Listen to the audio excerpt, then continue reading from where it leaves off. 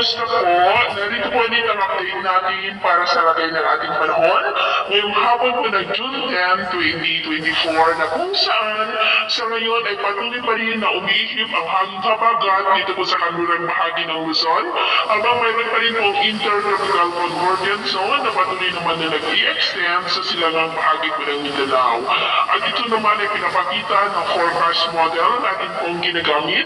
Hanggang sa susunod na 2 linggo ay posibleng storm-free pa din po tayo. At sa lagay ng ating panahon, ngayong hapon ay muna pagkalangitan with isolated light and heavy rain sa malaking bahagi ng Mindanao, Western Visayas, Cebu, Bohol, ilang bahagi ng Eastern Visayas, Masbate, Legazpi, Camarines Sur, Palawan, Oriental Mindoro, at ilang bahagi po ng Northern Luzon. At mamayang gabi ay posible pa rin ang mga isolated rain sa ilang bahagi ng ating bansa, kaya mag-ingat pa rin po tayo sa posibleng banta pa rin ng mga pagbaha at pagguho ng lupa.